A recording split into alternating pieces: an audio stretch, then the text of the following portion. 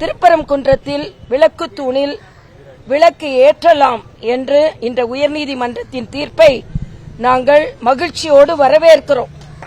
ஏனென்றால் இது தமிழர்களுக்கான உரிமையை பெற்று தந்திருக்கிறது. மறுபடியும் சொல்கிறேன், இது தமிழர்களுக்கான உரிமையை பெற்று தந்திருக்கிறது. தமிழையும் இந்துக்களையும் பிரிக்க முடியாது, தமிழையும் இந்து மதத்தையும் பிரிக்க முடியாது. அதனால் ஏதோ உரிமையை கேட்பவர்கள் இந்துக்கள் என்றும் அவர்கள் தமிழர்களிடமிருந்து வேறுபட்டவர்கள் என்பதை போன்ற திராவிட முன்னேற்ற கழகம் ஒரு தோற்றத்தை கொண்டு வந்து கொண்டிருக்கிறார்கள்.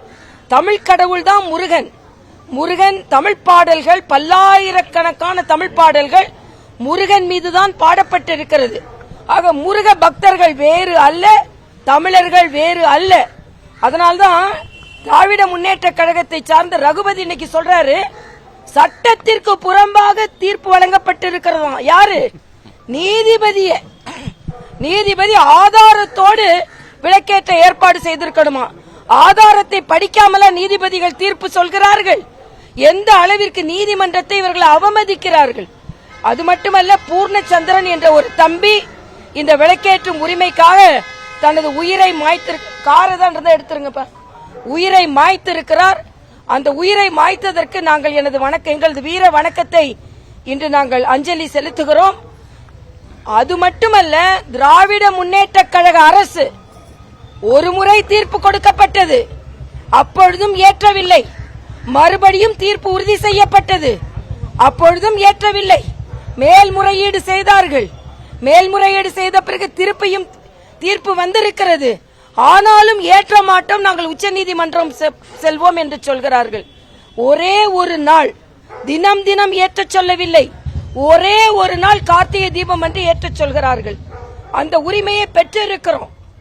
அது மட்டும் இல்ல, ஒரு மதத்திற்கு அனுமதியை மறுத்துவிட்டு ஒரு மதத்தை சார்ந்தவர்கள் சென்று விளக்கேற்றினால் சட்ட ஒழுங்கு பாதிக்கும் என்று சொல்லிவிட்டு இன்னொரு மதத்திற்கு அனுமதியை கொடுப்பது எந்த விதத்தில் நியாயம்? ஆக நீங்கள் இந்து மதத்திற்கு எதிராக திராவிட முன்னேற்ற கழகம் காழ்ப்புணர்ச்சியோடு நடந்து கொள்கிறது என்பது மட்டுமல்ல, தங்களது அதிகாரத்தை இந்துக்களுக்கு எதிரான துஷ்பிரயோகம் செய்தார்கள் என்ற குற்றச்சாட்டையும் நாங்கள் வைக்கிறோம். அதனால் இன்று மாநில அரசிற்கு நீதிமன்றம் கண்டனத்தை தெரிவித்திருக்கிறது. ஆன்மீகத்தை இன்று அரசியலாக்கியதற்கு கண்டனத்தை தெரிவித்திருக்கிறது. நீங்கள் ஒரு பதற்றத்தை அரசாங்கம் தான் ஏற்படுத்தி இருக்கிறது என்று சொல்லி இருக்கிறார்கள். இது சட்டம் ஒழுங்கை பாதுகாக்க வேண்டியது அரசாங்கம். வேறு எங்கேயுமே தமிழ்நாட்டில் நிகழ்ச்சியே நடக்கலையா? எல்லா இடங்களிலும் சட்ட ஒழுங்கு பாதுகாப்பை வைத்து நீங்கள் நிகழ்ச்சிகளை தடுக்கிறீர்களா? இல்லை. ஆக இந்த பாராபட்சமான போக்கு கடுமையாக கண்டனத்திற்குரியது. நிச்சயமாக இந்த அரசு வெளியேறும் வரை எங்களது போராட்டம் தொடரும். இன்று திராவிட முன்னேற்ற கழகத்தை சார்ந்த போது அண்ணன் ஸ்டாலின் அவர்கள் கிறிஸ்துமஸ் விழால போய் இந்த நிகழ்ச்சியை பத்தி பேசுறார். இந்துக்களின் உணர்வுகளை புண்படுத்துவதை பற்றி பேசுகிறார். ஆக உரிமை கொடுக்கப்பட்ட பின்பும் மறுபடியும் சொல்கிறோம், ஒரே ஒரு நாள் ஏற்ற விட்டிருக்க வேண்டும். இதுல சில திராவிட முன்னேற்ற கழகத்தை சார்ந்த செய்தி தொடர்பாளர்கள் சொல்றாங்க, மக்கள் பக்கம் நிக்கிறோம், எங்களுக்கு ஓட்டு போட்டாங்க, இந்துக்களும் ஓட்டு போட்டார்கள், ஆனால் அவர்களுக்கு வாழ்த்து சொல்கிறீர்களா முதலமைச்சர் அவர்களே? எங்களுக்கு இந்துக்கள் அதிகமா ஓட்டு போட்டாங்க, 60% மேல ஓட்டு வாங்கியிருக்கோம். அப்ப அந்த இந்துக்களுக்கு ஏன் நீங்கள் வாழ்த்து சொல்ல மறுக்கிறீர்கள்? அப்படி என்றால் உங்கள் மனதில் இந்துக்கள் மீது வெறுப்பு இருக்கிறது என்றுதானே அர்த்தம். ஆக இதை நாங்கள் எடுத்து மக்களிடம் சொல்வோம். நிச்சயமாக இந்த தீர்ப்பை மதிக்க வேண்டும். இன்னொன்றை நான் சொல்லிக் கொள்கிறேன், திராவிட முன்னேற்ற கழகம் தமிழக மக்களிடம் மட்டுமல்ல, நாட்டு மக்களிடம் மன்னிப்பு கேட்க வேண்டும்.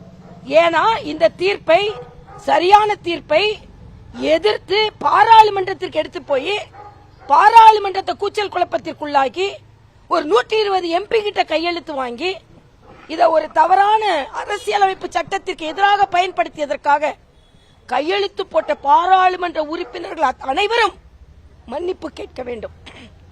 இது இந்திய அளவில் இந்த பிரச்சனை எடுத்து சென்ற திராவிட முன்னேற்ற கழகமும் இதற்கு கையெழுத்து போட்ட பாராளுமன்ற உறுப்பினர்களும் இந்த தீர்ப்பை தெரிந்து கொள்ள வேண்டும் என்பது எனது கருத்து.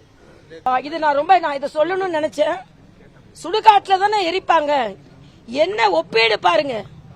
ஆக இதற்காகவாவது இந்துக்கள் அவருக்கு ஓட்டு போடக்கூடாது என்பது மட்டுமல்ல, ஒரு வக்கர புத்தி, ஒரு மங்களகரமான ஒரு நிகழ்வை பற்றி சொல்லும் பொழுது சுடுகாடு தவறல்ல, இறந்தவர்கள் ஒன்றும் தவறானவர்கள் அல்ல. ஆனால் ஒரு மங்களகரமாக ஒரு விளக்கை ஏற்றும் பொழுது சுடுகாட்டில் தானே எரிக்கணும்னு சொன்னா, அப்ப உங்க மனதில் எந்த அளவிற்கு இந்துக்கள் மீது ஒரு வெறுப்பும் ஒரு மனமோடு நடத்த வேண்டிய ஒரு நிகழ்த்தை பிணமோடு நீங்கள் ஒப்புகிறீர்கள் என்றால், உயிரோடு நடத்த வேண்டிய ஒரு நிகழ்வை உயிரற்றத்தோடு நீங்கள் ஒப்பிடுகிறீர்கள் என்றால், கருவறையை கல்லறையோடு நீங்கள் ஒப்பிடுகிறீர்கள் என்றால், எந்த அளவிற்கு வெறுப்புணர்வு உங்கள் மனதில் ஏற்படுத்திக் கொண்டிருக்கிறீர்கள்? ரகுபதி அவர்கள் இதற்கு பதில் சொல்லியே ஆக வேண்டும்.